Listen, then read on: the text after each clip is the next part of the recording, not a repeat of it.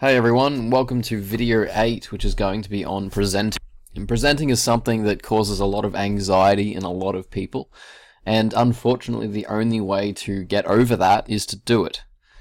So we're going to be talking about how to make it a little bit easier on you, how to make it a little bit more interesting for your audience. And this should be quite timely because you should have a presentation coming up shortly if you are enrolled in the diploma. If not, it's going to be useful for you at some stage, either in your study or definitely in your career. PowerPoint itself isn't that hard to figure out. If you do choose to use PowerPoint, the Mac version of a presenting software is a Keynote, and there are many other online programs or websites which will allow you to design a presentation. But the big ones are PowerPoint and Keynote.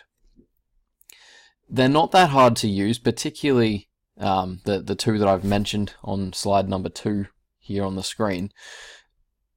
The trick is making sure that you do it properly, and it's very easy to stuff up a presentation if you don't know a few of the basic rules.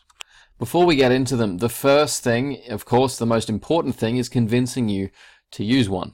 And some people don't like using them.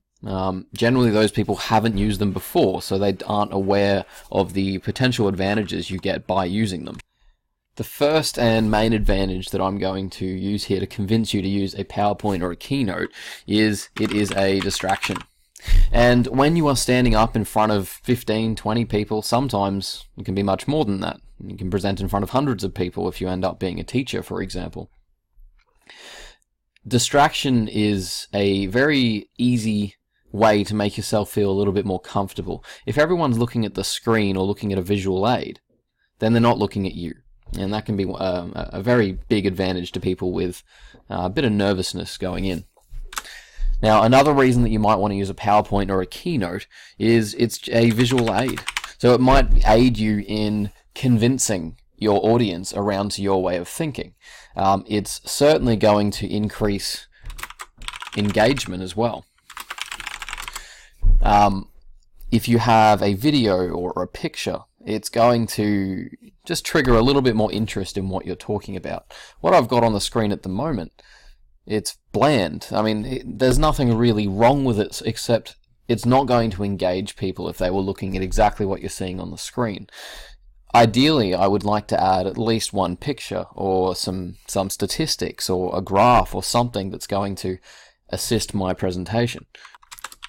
One of the main reasons that I really like using a PowerPoint or a Keynote is it's a prompt. Now, you may remember, if you can remember when you went through high school, you might remember doing presentations where you had palm cards or a sheet of paper. That is the absolute worst way to present. You stand up there, your hands might be shaking with nervousness, you'll miss a word or miss a line because you're too focused on speaking properly or loudly enough, and then you'll lose your place or you'll drop your palm cards. Definitely not an engaging presentation. If you haven't done this already, go and have a look at TED Talks. So you can go to YouTube, look up TED Talks, so many different interesting topics, and it's all about just interesting presentations. One thing that you will not see if you look up TED Talks are people using palm cards.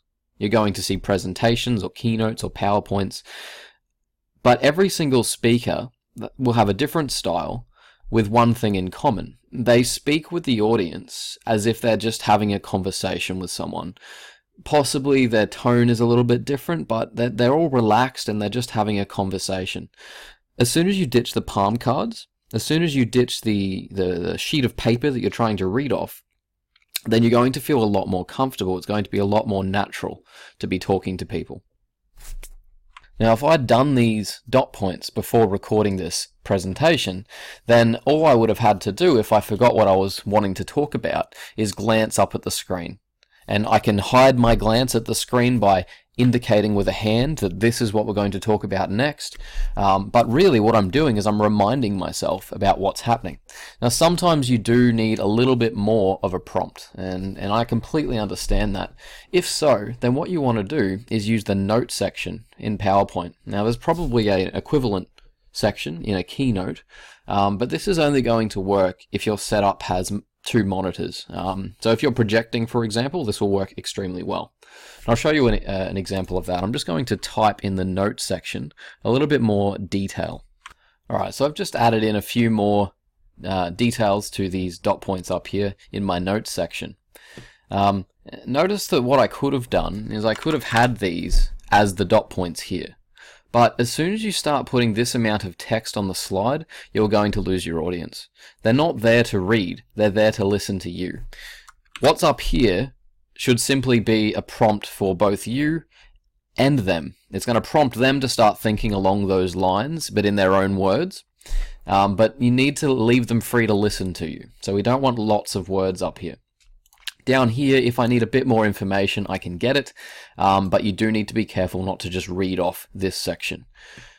So what it would look like if I was actually presenting, I can go to slideshow. What's going to show up on the projector for everyone else to see is this. So they can only see the first dot points. What I'm going to see, I'm just going to switch monitors here, is the presenter view. This is what's going to be on the little screen in front of me, and no one else will see it. So I can see what the audience is looking at, and over to the right I can see two things. The first up the top here is a preview of what's happening next. Sometimes that can be helpful to give context to where you're up to. And then in here, and I can change the font size, I have my additional notes, and you can put as much in here as you need to, but just be careful not to overload yourself. You're not going to have time to read this when you're presenting. Okay, so what's next? Let's look at this slide here. Less is more, and this slide is the extreme of that.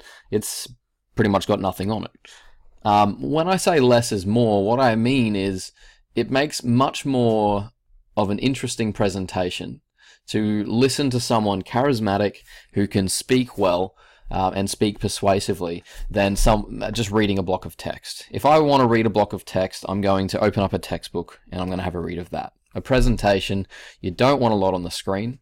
Make sure you have a balance of things on the screen, but don't overload the slides. What I've got here is probably not overloaded at this point. I could have maybe one more dot point, and then I might even like to space things out even more than I have.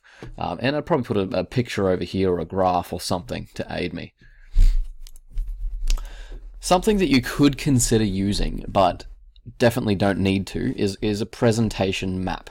And this aids the global learners. When you're presenting to people, it's very similar to teaching them. You might be trying to persuade them to buy your product, or you might be pitching something. You might be teaching. You might be delivering an assignment.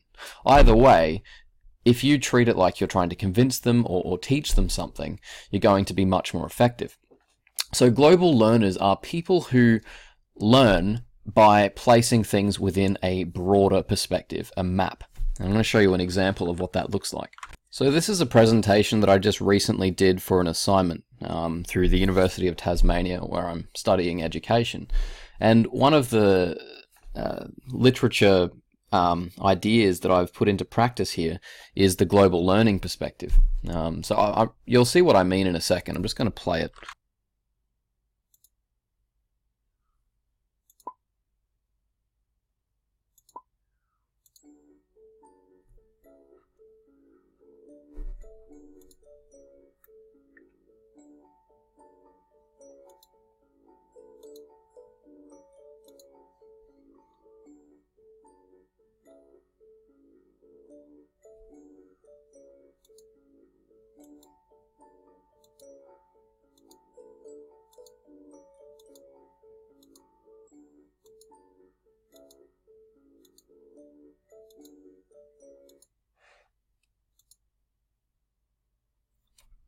Alright, so what's showing up now is the 5 different psychological schools of thought that I was supposed to be studying for this semester, all of which impact the way educators work. So what we would do in this situation is I'd work my way around from behaviorism to cognitivism. I'd just pick whichever one I felt like talking about. When I was ready to talk about behaviorism, I'd click on this one. and it would take me straight over to behaviorism, where I would talk about that particular topic. And notice I haven't overloaded this. Believe it or not, this picture was relevant at the time. I've got videos, I've got audio, and then when we were ready to go back, I had buttons set up which would take me back to this map slide. So when I'm talking about a map slide, this is exactly what I'm referring to. It shows your audience exactly what you've talked about and what's coming next in the presentation and when you're going to be finished with their time. Now, you certainly don't need all of that for every presentation, but if you've got a pretty content-heavy thing to talk about, it can be a good tactic. Alright, so let's take a look at a bad slide.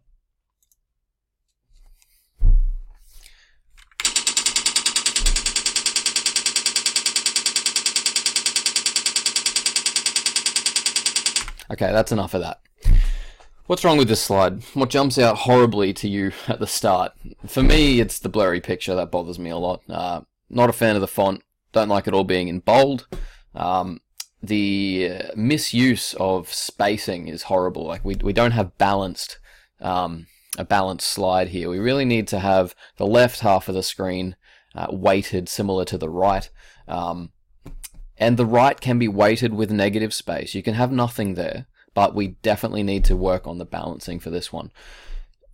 You're probably not studying graphic design, but everyone can learn a small amount of it. So let's have a talk about some of the specific things you can do to avoid this sort of catastrophe. Left aligned bullets. Don't use right aligned ones. Like this top dot point is hard to read. If you have it over on the left, it's much easier. Make sure you choose a good font size. Be consistent with your font size. Your titles can be larger, but definitely not your body. Your body text should all be the same size. Use negative space well, so make sure you have plenty of breathing room for the eyes, almost, is a good way to describe it, on your slides. You don't want to overload with text and pictures and things. Never have text in front of a picture unless the contrast is appropriate. Now this one actually isn't that bad because the picture is quite blurry, it's not a bright color, and the black is showing up well on it, then it's not really a horrible background, but as a general rule you don't want pictures behind your text. Okay, so we've talked about balancing out the slide. Watch your contrast and background choices. As I was just saying, make sure that your text is showing up clearly on whatever the background is. This slide here is a bit overloaded. So I definitely would not be doing a whole presentation with this amount of text on each slide. Try to minimize it where possible. Make sure you're not using blurry pictures unless for some reason it's artistically blurred. This one here is just a really bad quality image that I've taken. Let's see what it looks like if we use a little bit better images.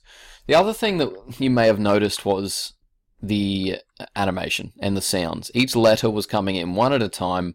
It was very slow for a standard reading level. It would have been hard for you guys to put up with that. So don't do that to your audience. You don't want a lot of sound effects. You certainly don't want text to come in letter by letter. Okay, so this one's a little bit nicer. It's a much higher quality picture.